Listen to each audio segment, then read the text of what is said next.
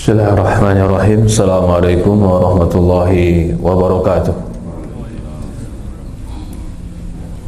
Innal hamdalillahi nahmaduhu wa nasta'inuhu wa nastaghfiruh wa na'udzu billahi min shururi anfusina wa min sayyiati a'malina may yahdihillahu fala mudilla lahu wa may yudlil fala hadiya lahu. Asyhadu an la ilaha illallah wahdahu la syarika lahu wa asyhadu anna Muhammad abduhu wa rasuluhu la nabiyya ba'd.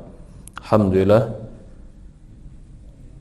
segala puja dan puji syukur kita panjatkan hanya kepada Allah Subhanahu wa taala Rabbul alamin, serta salawat dan salam selalu tercurahkan kepada Nabi kita Muhammadin sallallahu alaihi wa ala alihi wa sahbihi wasallam, kepada keluarganya, kepada para sahabatnya, juga orang-orang yang mengikuti dan mencintainya sampai hari kiamat. Allahumma inna nas'aluka ilman nafi'an wa rizqan thayyiban wa amalan mutaqabbala. Ya Allah. Para hadirin jamaah, bapak-bapak dan ibu-ibu yang dimuliakan dan dirahmati oleh Allah Subhanahu wa taala. Alhamdulillah, hari ini kita masih melanjutkan pembahasan kita dari buku Riyadhus Shalihin. Sekarang bab tentang islahu bainan nas, mendamaikan manusia. Di antara amal soleh yang Allah cintai adalah membuat kedamaian, ketentraman, ketenangan, sehingga tidak ada perbencian dan tidak ada permusuhan di tengah manusia. Dan ini termasuk amalan yang Allah Subhanahu wa taala cintai, orang-orang yang membuat kebaikan, islah, membuat kedamaian. Di dalam Al-Quran Allah Subhanahu wa taala mengatakan di dalam surat An-Nisa ayat 114, la khaira fi katsirin min najwahum illa man amara bi shadaqatin aw ma'rufin aw islahin bainan nas. Kata Allah Subhanahu wa taala, tidak ada kebaikan dari kebanyakan rahasia mereka kecuali orang yang memerintahkan untuk sedekah atau memerintahkan berbuat baik atau menganjurkan untuk mendamaikan di antara manusia. Jadi dalam ayat ini Allah mengatakan tidak ada kebaikan kebanyakan dari rahasia-rahasia manusia, yaitu kebanyakan dari apa yang direncanakan manusia secara rahasia, kebanyakannya nggak baik kecuali merahasiakan sesuatu yang ingin memperdamaikan orang. Jadi memperdamaikan di sini lebih umum ya, bukan hanya memperdamaikan dua orang saja, bisa jadi memperdamaikan di antara dua teman, bisa jadi memperdamaikan di antara pasangan suami istri, bisa jadi juga memperdamaikan di antara tatanan masyarakat, antara penguasa dan rakyat, membuat kedamaian, ketentraman, ketenangan, tidak memancing kemusuhan, kebencian, atau mungkin yang dimaksud dengan provokasi atau kebohongan yang akhirnya menghilangkan kedamaian di tengah kaum muslimin. Orang yang menganjurkan untuk melakukan kedamaian itu adalah anjuran yang Allah cintai. Allah mengatakan dalam Al-Quran juga di surat An-Nisa ayat 128, as-sulhu khair. As-sulh itu berlaku damai itu lebih baik. Surat An-Nisa 128 ini memang berkaitan dengan pertikaian rumah tangga. Allah memberikan solusi kalau memang di antara suami dan istri terjadi pertikaian, maka Allah berikan solusi, carilah satu perwakilan dari keluarga suami dan carilah satu perwakilan dari keluarga istri, lalu berbincang dan musyawarahlah. Lalu kata Allah, as-sulh khair, kalau mereka berdamai, maka kebaikan, perdamaian itu adalah khairun, sangat baik, kata Allah Subhanahu wa taala. Tapi kalau memang ternyata tidak bisa dilakukan kedamaian itu, maka Allah Subhanahu wa taala membolehkan untuk berpisah. Sama seperti surat Al-Anfal ayat 1, fattaqullaha wa aslihu data bainikum. Kata Allah Subhanahu wa taala, bertakwalah kalian kepada Allah dan wa aslihu, perbaiki dan damaikan dan satukan dzata bainakum, orang-orang yang berselisih di antara kalian. Allah memerintahkan wa aslihu, damaikan, Maksudnya adalah damaikan orang-orang yang sedang berselisih. Dalam surat Al-Hujurat ayat 10, Allah berfirman, "Innamal mu'minuna ikhwatun fa aslihu baina akhwaykum." Sesungguhnya orang beriman itu bersaudara, maka damaikanlah di antara saudara-saudara kalian. Ini perintah Allah. Bahkan kita baca di sini bukan satu ayat Allah memerintahkan wa aslihu, damaikan, satukan, perbaiki keadaan. Bukan satu ayat, lebih dari 2-3 ayat. Kalau seandainya datang satu ayat saja yang memerintahkan, maka hukum asal perintah itu adalah sebuah kewajiban. Bagaimana lagi kalau perintah ini berulang di Quran untuk aslihu, memperdamaikan. Karena dalam kehidupan Allah juga mengatakan dalam Al-Quran ayat yang lain, waja'ala ba'dukum li ba'd fitnatan atasbirun. Kata Allah Subhanahu wa taala, dan kami jadikan waja'alna ba'dukum li ba'd fitnah. Kami jadikan sebagian kalian ujian bagi sebagian yang lain, fitnah bagi sebagian yang lain. Jadi pertikaian, beda pendapat, beda cara pandang, atau salah paham, atau berselisih, itu sesuatu yang mungkin pasti terjadi. Dan tidak mungkin itu tidak terjadi, tapi Allah tetap menganjurkan wa aslihu, berdamailah, berbuat baiklah, perbaiki keadaan. Kalau kita memperbaiki keadaan, tidak memperkeruh keadaan, maka kita termasuk orang yang menunaikan perintah Allah. Kalau kita termasuk orang yang menunaikan perintah Allah, berarti kita termasuk orang-orang yang Allah cintai. Pemahaman terbaliknya di sini, kalau ada orang yang suka membuat perpecahan, fitnah, membuat orang saling membenci, namimah, ngadu domba, atau membuat orang saling bermusuhan, baik itu karena perkara dunia, dengan kerusuhan, dengan pertikaian orang, dengan perselisihan di antara orang, dia mengambil keuntungan. Ini perbuatan-perbuatan seperti ini perbuatan yang haram. Maka Allah mengatakan dalam sebuah hadis, atau Rasulullah mengatakan dalam sebuah hadis, la yadkhulul jannah namam. Tidak akan masuk surga orang yang suka mengadu domba, membuat keruh suasana, membuat orang saling bermusuhan. La yadkhulul jannah.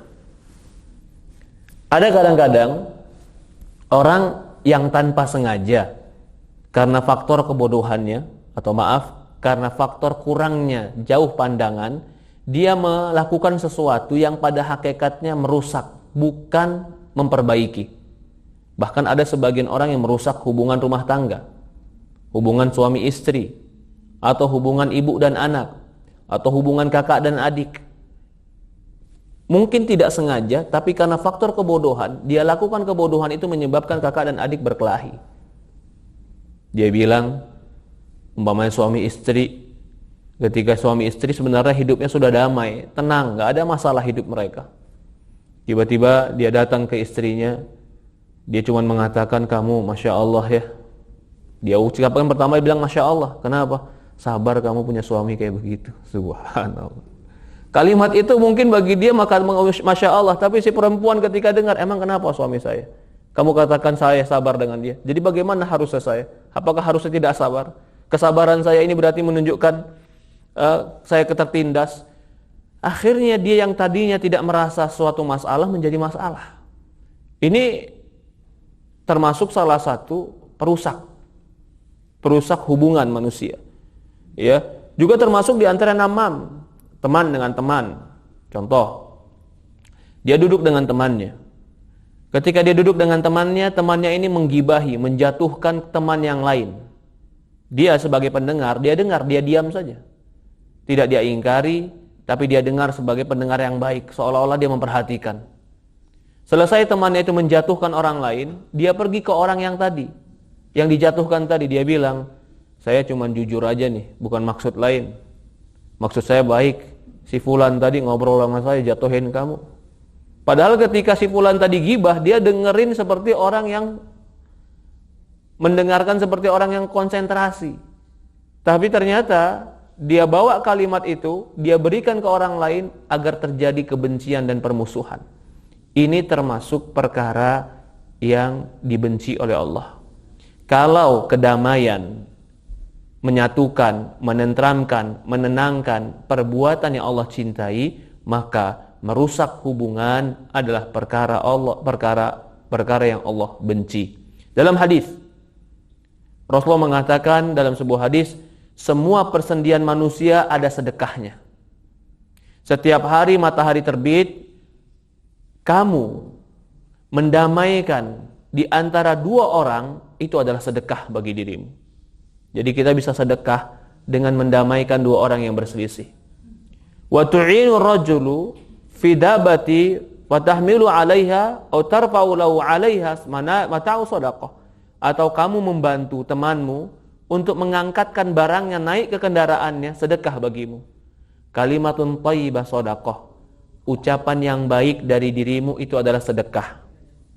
Jadi ucapan baik itu sedekah bagi kita. Bagaimana ucapan yang baik? Contoh, para ulama mengatakan kalau kita bertemu teman, apa kabar? Lalu dia bilang alhamdulillah baik. Ini bertanya, bukan bertanya basa-basi yang kosong. Ya, ini bertanya tujuannya. Jadi tujuan bertanya kepada orang lain apa kabarmu karena ingin mendengar dia memuji Allah. Maka itu para ulama dahulu kalau ketemu orang setelah assalamualaikum, dia selalu mengatakan apa kabarmu. Kenapa? Karena dia berharap orang yang ditanya akan menjawab alhamdulillah, memuji Allah. Jadi pertemuan mereka setelah salam adalah memuji Allah Subhanahu wa taala. Kalimat pujian kepada Allah sedekah. Kalimat yang baik adalah sedekah. Pujian adalah sedekah. Kalimat yang menyenangkan hati adalah sedekah. Maka jika ada orang yang tidak bisa bersedekah dengan harta, jangan pelit bersedekah dengan senyuman. Jangan pelit bersedekah dengan kalimat santun. Jangan pelit bersedekah dengan akhlak yang mulia. Jika dia sulit bersedekah dengan harta, jangan pelit bersedekah dengan akhlak. Karena akhlak yang baik juga Rasul mengatakan shadaqah, sedekah. Bi kulli khatwatin tamshiha ila salati shadaqatun tumitul ada anit tariqi shadaqah. Setiap langkah yang kau langkahkan ke masjid itu adalah sedekah. Dan setiap gangguan yang kau singkirkan dari jalan itu adalah sedekah. Jadi banyak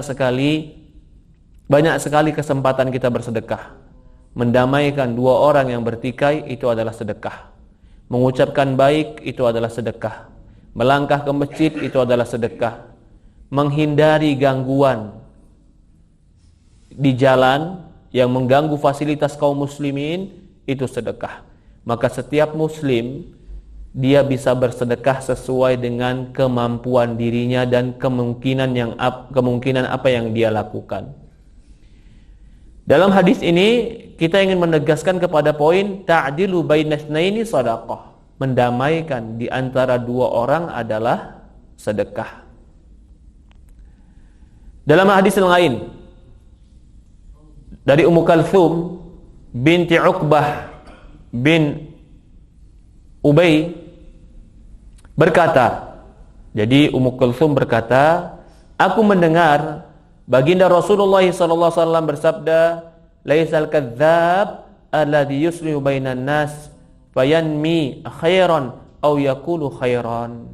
Kata Rasulullah SAW, bukan dari kedustaan orang yang mendamaikan dua manusia yang bertikai. Ayamni khairan, dia mengabarkan kebaikan atau mengucapkan kebaikan. Jadi boleh kalau untuk mendamaikan orang kita mengucapkan kebaikan. Contohnya begini. Ada dua orang yang bertikai, suami dan istri.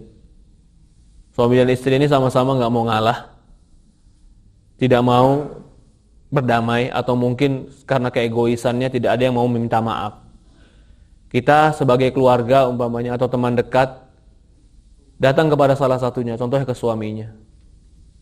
Kita bicara dengan beberapa pembicaraan sampai akhirnya kita bilang, oh iya, tadi aku ketemu istrimu sepertinya senang sekali kalau bisa kembali kepadamu.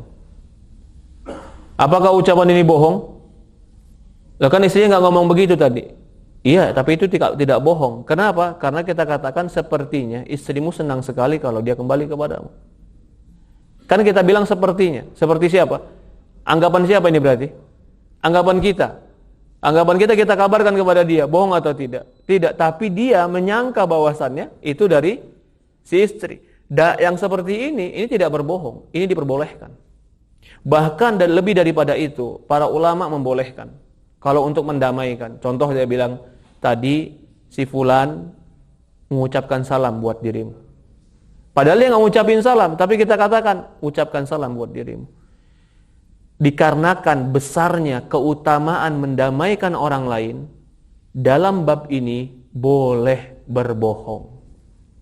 Berbohong itu perbuatan yang dusta, yang aib, yang jelek, karena perbuatan yang tidak dibenarkan.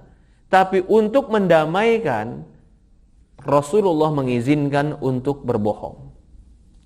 Walaupun yang dimaksud berbohong di sini ada yang mengartikan bukan berbohong benaran, tapi seperti tadi kalimat-kalimat yang mengandung beberapa asumsi. Tapi asumsi itu dipahami bisa menjadi pendamaian. Ya.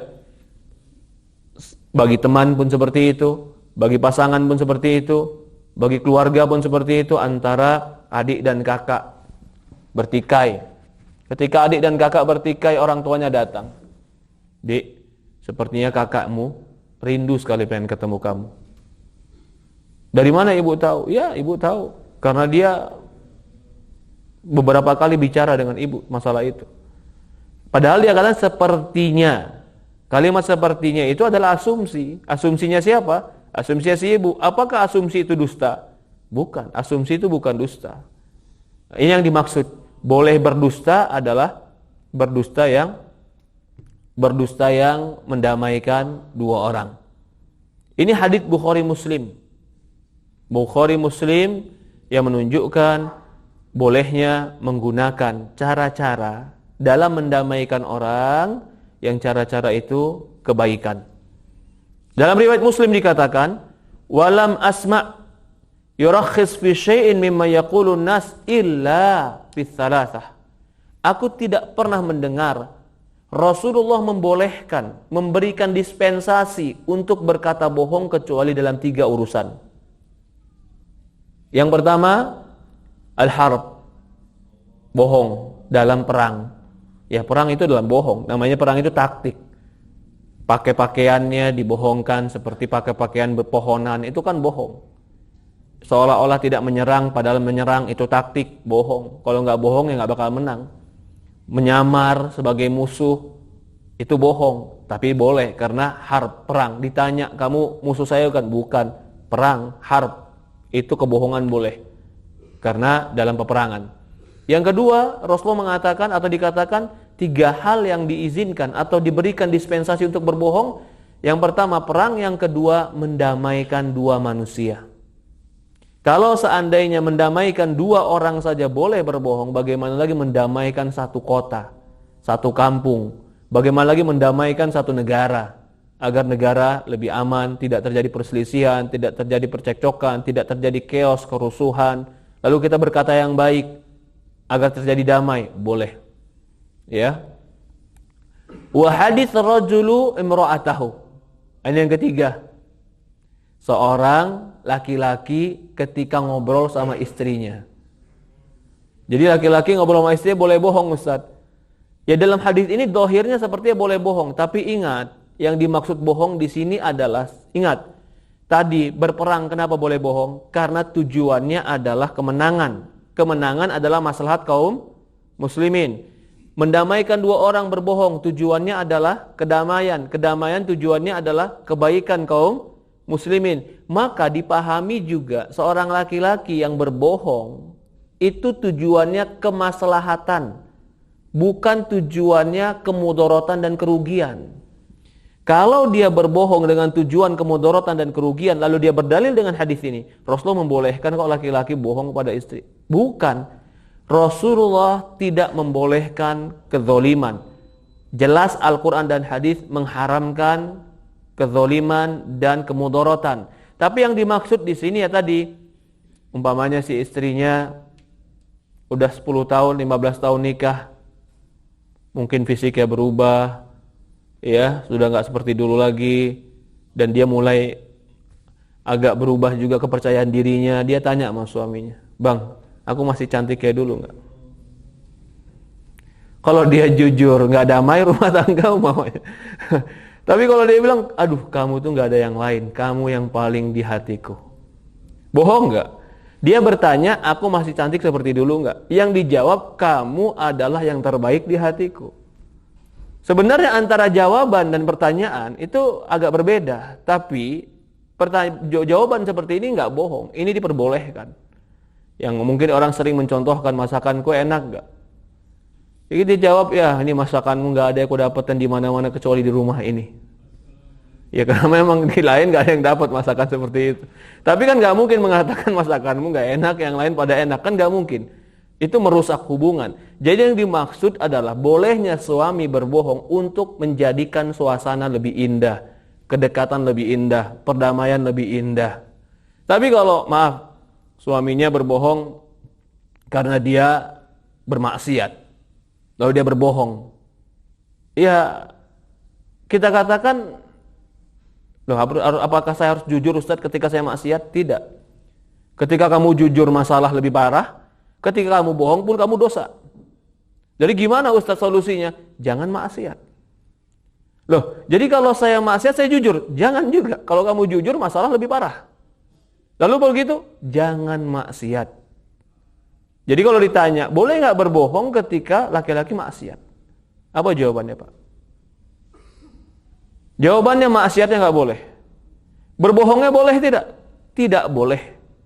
Loh, kalau gitu saya jujur. Jujur lebih mudarat kalau kau ingin memperbaiki diri. Contoh begini, Pak. Ya, maaf. Ini sering terjadi mungkin. Si istri bertanya, apalagi baru-baru nikah, "Bang, abang sebelum sama saya pernah nggak pegang tangan perempuan dan cium perempuan?" Ini pertanyaan nggak perlu ditanya sebenarnya. Tapi kadang-kadang yang bertanya ini juga iseng. Dan pertanyaan ini sebenarnya nggak perlu dijawab. Tapi kalau nggak dijawab, ditanya berulang-ulang. Boleh dia berbohong? Boleh. Apakah harus dia jujur? Nggak boleh dia jujur. Karena itu dosa dan aib. Buat apa jujur terhadap dosa dan aib? Kita dianjurkan menutupi dosa dan aib. Tapi yang lebih baik adalah laki-laki tidak boleh bermaksiat sehingga tidak memojokkan dia untuk berbuat dosa yang berikutnya. Itu yang paling benar. Jadi maksud Rasulullah SAW di sini ya bukan berarti Rasulullah menghalalkan untuk berbohong. Tapi Rasulullah SAW ingin memberitahu bahwasannya terkadang berkata yang berbohong atau berkata yang memiliki asumsi berbeda untuk kemaslahatan lebih baik itu boleh dilakukan. Dalam perang, dalam mendamaikan, dan juga dalam suami dan istri. Boleh mereka melakukan hal-hal tersebut. Ya. Maka dikatakan hadisul mar'a li zawjiha aw hiya ziyadah mudarrajah, laisat min kalamin nabi. Kalau pertanyaannya sekarang dibalik, boleh enggak perempuan berbohong kepada suaminya untuk kemaslahatan rumah tangga?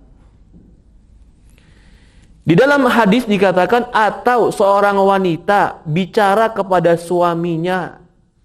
Ternyata lafadz ini, kalau lafadz yang sahih tadi hadisnya seorang laki-laki berbicara dengan istrinya. Ada lafadz lain seorang istri yang berbicara kepada suaminya. Ternyata lafadz seorang istri berbicara kepada suaminya itu mundarijah. Mundarijah artinya bukan ucapan Rasul tapi ucapan periwayat hadis. Jadi tafsiran. Penafsiran dari periwayat hadis. Periwayat hadis menafsirkan kalau laki-laki boleh, maka perempuan boleh. Tapi kalau dilihat secara harfiah hadis, laki-laki Rasulullah SAW hanya mengizinkan laki-laki. Perempuan tidak ada lafaz hadis yang mengizinkan, tetapi periwayat hadis menganggap kias kalau laki-laki boleh, perempuan juga dibolehkan karena tujuannya sama-sama maslahat. Ya. Kalau pertanyaannya, dia sengaja terus maksiat, terus berbohong, dan dia sengaja melakukan dosa, tanpa ada penyesalan dan tanpa ada keinginan dari dirinya berubah, lalu dia selalu berbohong dengan pasangannya, apakah ini dibenarkan dalam Islam? Jawabannya tidak. Islam tidak membenarkan hal seperti itu. Islam hanya membenarkan perkara-perkara yang mengantarkan kepada kebaikan dan ketakwaan. Islam tidak mengajarkan kepada perkara-perkara kemungkaran dan dosa. Allah mengatakan dalam Al-Quran, ta'awanu ala birri wa taqwa, wa la ta'awanu ala ismi wal udwan. Tolong menolonglah kalian dalam kebaikan dan ketakwaan, dan jangan tolong menolong dalam dosa dan permusuhan. Sama seperti anak-anak umpamanya di rumah. Ya, anak-anak di rumah bertanya kepada ayah. Mungkin perkara-perkara yang anak kecil bertanya, "Ya, ayah dulu waktu sekolah udah sholat belum?" Dia tanya karena dia di sekolah diajarin sholat, diajarin ngaji. Ayahnya ditanya, "Ayah waktu SD kayak aku udah ngaji belum? Udah sholat belum?" Padahal si ayahnya ya waktu itu belum banyak belajar agama umpamanya. Tapi dia nggak perlu mengatakan belum, enggak. Katakan saja, "Oh ayah, waktu sepantaran kamu udah mau belajar, sudah mau belajar," bahasanya. Sudah mau melakukan itu, sama kayak kamu, sama kayak sekolahan kamu. Apakah ini berbohong? Tidak, ini tidak berbohong. Ini namanya maslahat untuk memberikan tasji, memberikan kepada dia motivasi agar berbuat baik. Agar berbuat baik. Menutupi aib, ini sudah kita pernah bahas juga. Apa hukumnya menutupi aib diri, menutupi dosa diri kita? Dalam Islam hukumnya adalah wajib. Wajib bagi kita menutupi aib diri kita. Apalagi dosa-dosa yang pernah kita lakukan dan kita menyesal. Wajib kita tutupi. Kalau ada orang yang bertanya tentang privasi itu, tentang dosa itu adalah aib yang gak boleh kita buka. Dan jangan jawab jujur. Kecuali memang perkara-perkara yang penting. Tapi kalau tidak, hukum asalnya kita boleh di dalam Islam berbicara dan menutupi aib diri sendiri. Kemudian dalam hadis, dalam sebuah riwayat berkata, Aisyah berkata, Rasulullah mendengar sebuah suara di samping pintu dengan suara yang tinggi. Ternyata salah satunya merendahkan yang lain mengangkat dirinya sendiri.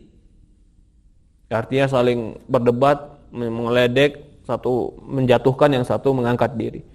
Kata Rasulullah, "Wallahi la af'al." Fa kharaja alaihi Rasulullah sallallahu alaihi wasallam, "Fa ina muta'alli 'ala Allah la yaf'al ma'ruf." Sampai dia mengatakan, "Demi Allah aku enggak bakal melakukan kebaikan itu." Lalu Rasulullah berkata, sampai Rasulullah keluar, "Siapa mereka yang merasa tinggi untuk melakukan kebaikan?"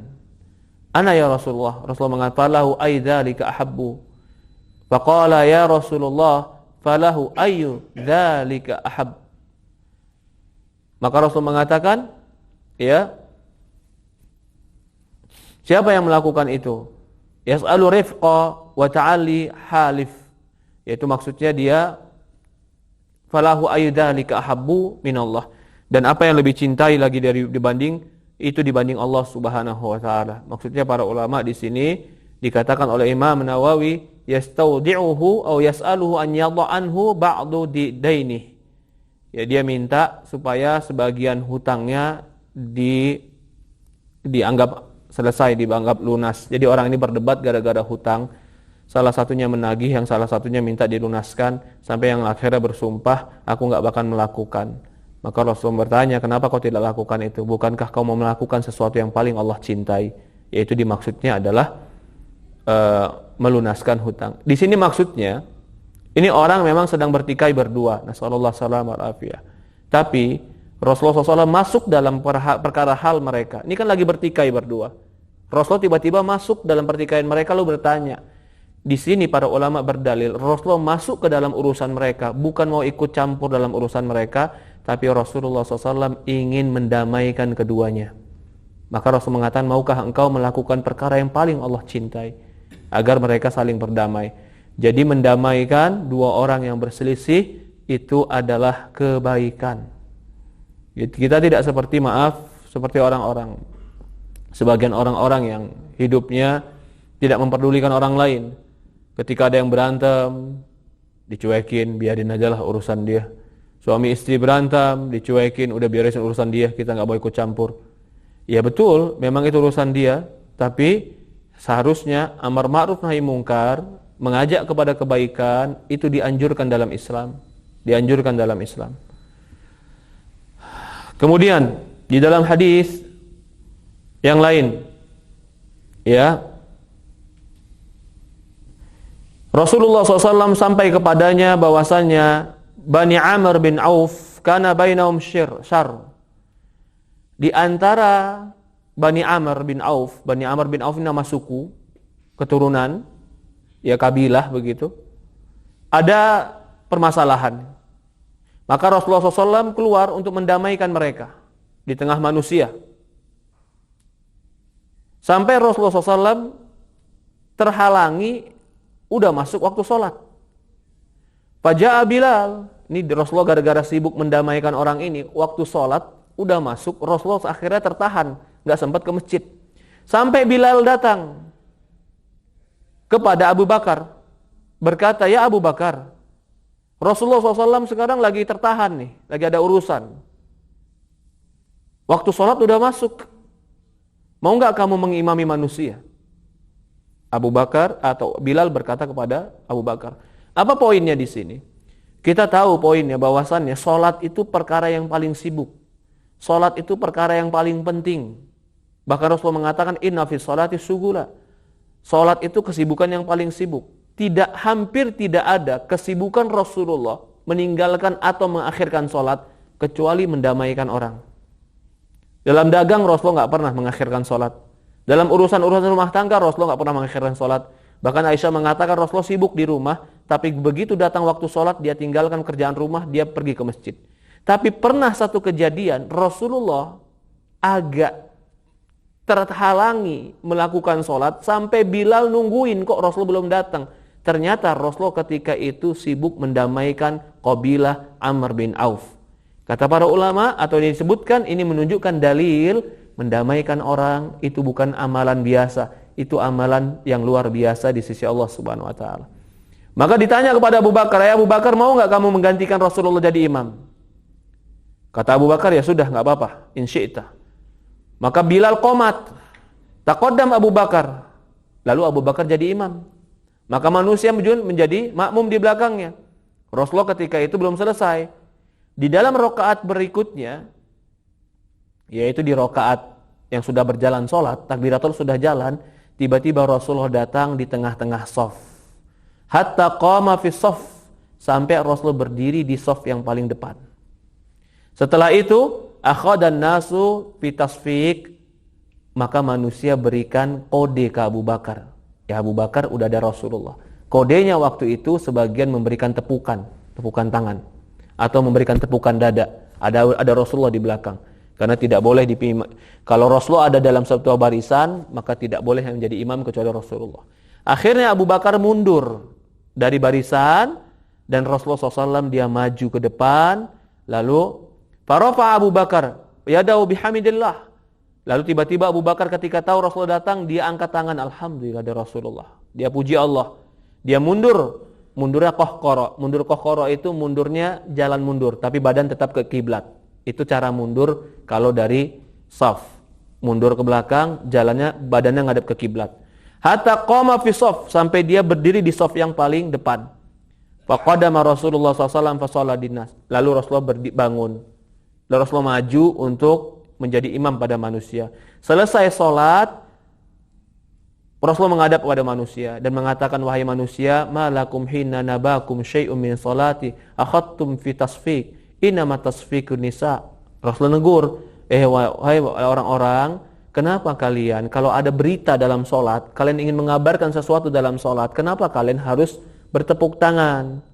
Tepuk tangan itu cara mengabarkan wanita dalam solat. Jadi wanita kalau ada laki-laki imam solat, imamnya salah. Cara perempuan menegurnya adalah tepuk tangan perempuan untuk menegur laki-laki.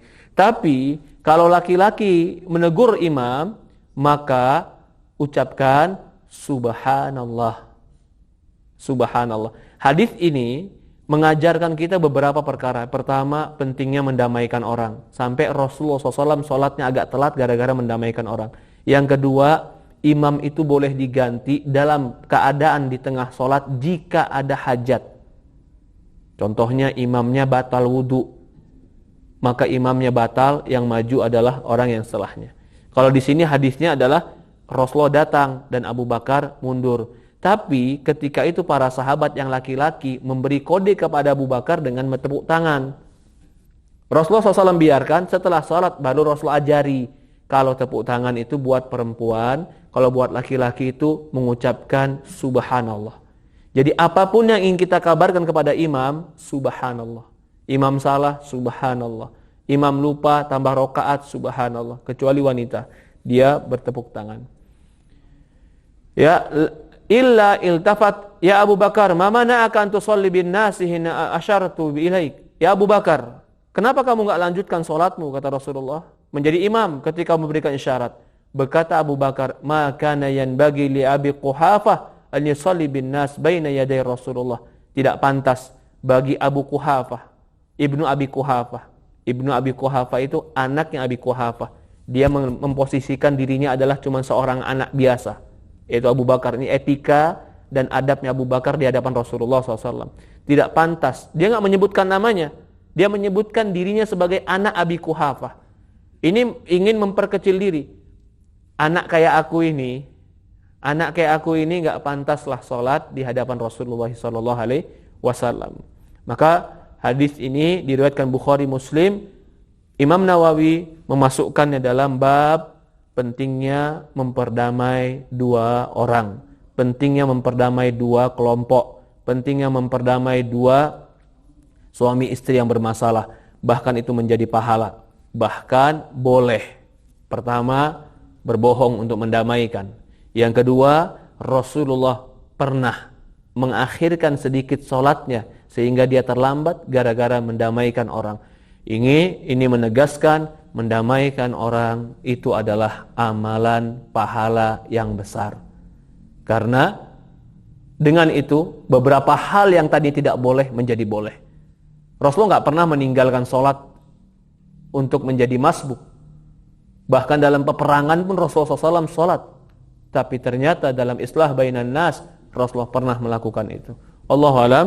Ini hadis yang kita baca, intinya jadilah orang yang menenangkan, yang memperdamai, bukan memperkeruh suasana, yang memperbaiki, bukan merusak.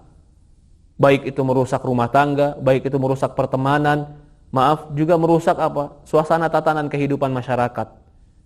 Kadang-kadang ada orang yang merusak tatanan kedamaian, menanamkan kebencian di antara kaum muslimin, di antara pemimpin yang dipimpin. Itu sama, itu bukan perbuatan kaum muslimin yang baik.